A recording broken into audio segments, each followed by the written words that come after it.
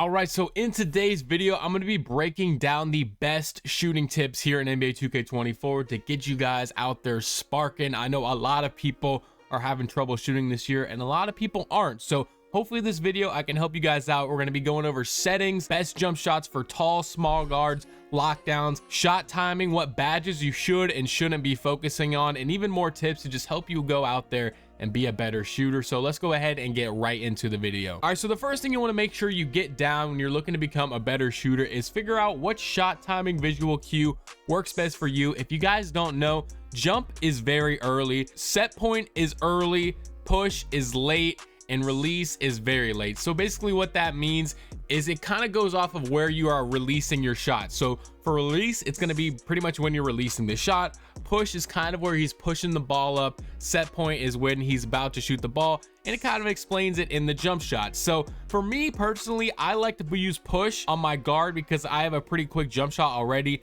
and push allows me to give me enough time to where it's early enough to get the shot off, but it's not too quick to where I can't get the shot off whatsoever and it's hard to time. But on my lockdown, I end up using set point a lot of the time because I want to hold square and release it at a similar time as my guard. So using set point with a slower jump shot kind of allows me to do that on my lockdown. But at the end of the day, this is more of a preference thing. If anything, it doesn't affect if your jump shot is good or not, or if you're timing it right. Well, it does affect if you're timing it right, but it's kind of more just a visual thing where you want to look when you're shooting the ball. That's another very important tip. You want to find a release point that you're looking for of when you're going to release square or X if you're on Xbox, but you want to find a shot timing that just works for you and that you can learn and master. Now, if you didn't already know, you get a 20% boost in your green window if you end up turning off your shot meter. So I would recommend everyone turn off their shot meter. It's going to give you a better chance of greening the shot. But if you're a guy that likes to use the shot meter,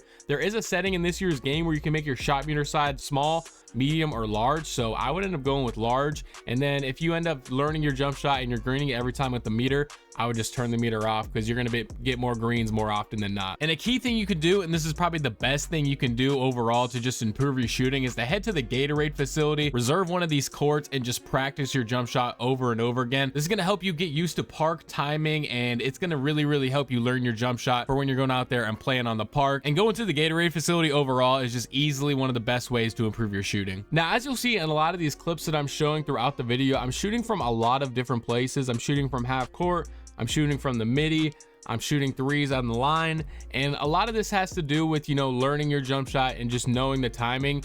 And unlike previous years, your jump shot really doesn't speed up that much when you're farther away from the basket. I believe in 23, your jump shot would kind of speed up or slow down depending on where you're at, but they kind of fixed that in this year's game. So as long as you're learning that jump shot, you know, like I said, in the Gatorade facility, you're in there practicing, you're going to be doing good. And a lot of the times, as long as you know what your jump shot is and you pull that same shot every single time, you're going to be chilling. Now, another tip that I have for you guys is you want to make sure you have as many hot zones as possible. If you don't know how to check on your hot zones, all you have to do is go to your My Career, obviously go in the city. You want to scroll down to city stats, and then you can just hit R1 or right bumper to go to your 2K card. Then you hit the right trigger, and then it'll bring you up to your hot zones. Now, as you can see, I have 4 hot zones, a couple neutral zones, and a cold zone. Obviously, you don't want any cold zones. I don't know how I got a cold zone right there, but it doesn't really matter because I'm not going to shoot from there anyway. So you see I have all hot zones around the 3-point line, and I have 2 lethal hot zones, which is even better. You want to make sure you have as many hot zones, obviously, on the 3-point line in the mid-range as possible. This will boost your green window even more and give you a better chance of greening all of your jump shots. If you don't know how to get your lethal hot zones, all you have to do is have a hot zone, and then you can go to the Lethal Shooter Art of Shooting gym, and he will tell you to shoot from 2 spots in the gym. You can choose any 2 spots at all. I would obviously choose, if you're a corner shooter, obviously you want to pick the 2 corner spots. If you're a guard, I would probably pick the 2 wings because that's normally where you shoot from a lot of time, but you can really choose whatever you want to do. Just make sure you have 2 hot zones there already, and then they will turn into lethal hot zones once you make a couple of jump shots. It's on like rookie difficulty, so you shouldn't have any difficulty doing that, but definitely make sure you do that every single week so that you have those lethal hot zones. That'll help you become a better shooter and overall increase your green window when you're shooting jump shots. Now, another obvious tip is you want to make sure you have as many shooting badges as you can. Obviously, with this build that I have right here, I have Green Machine. Now, Green Machine on Hall of Fame is an absolutely insane badge.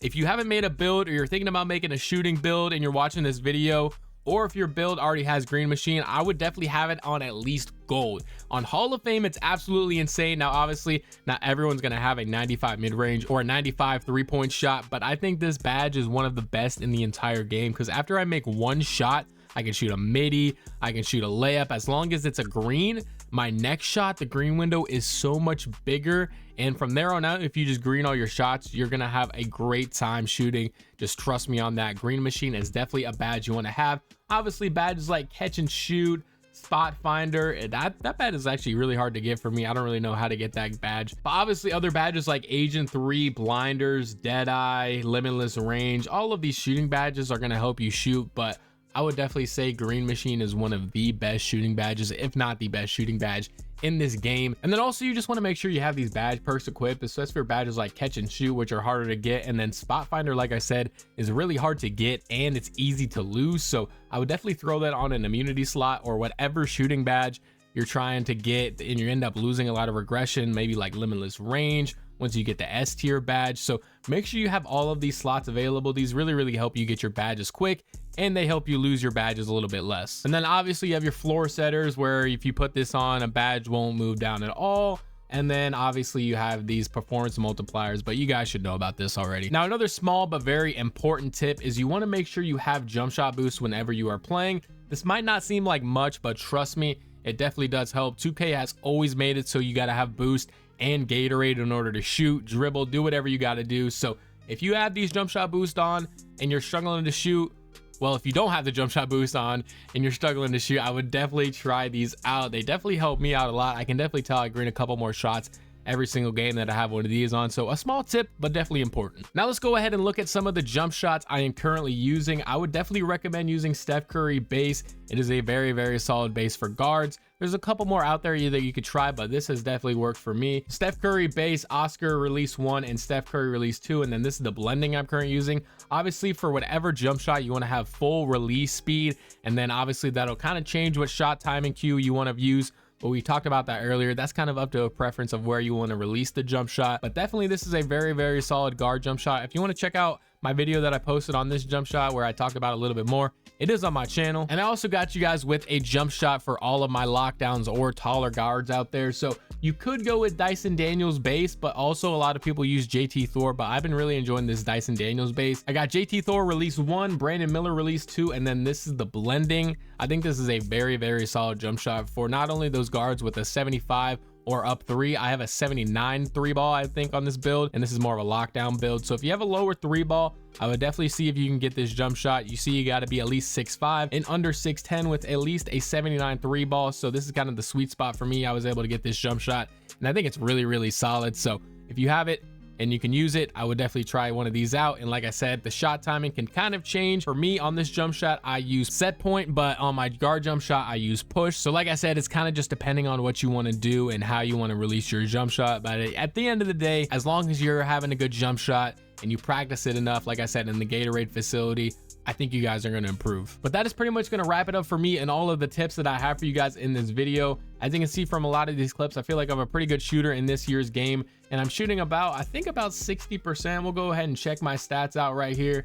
Last time I checked, I was shooting about 65. Yeah, 65 from 3, 66 field goal. So I think this shows I kind of know what I'm talking about when it comes to jump shots, and I've always been a pretty good shooter in 2K. So hopefully some of these tips helped you guys out. If they did, consider dropping a like. It would really help me out. And if you're new to my channel, I would appreciate a sub, but I'll see you guys in the next one.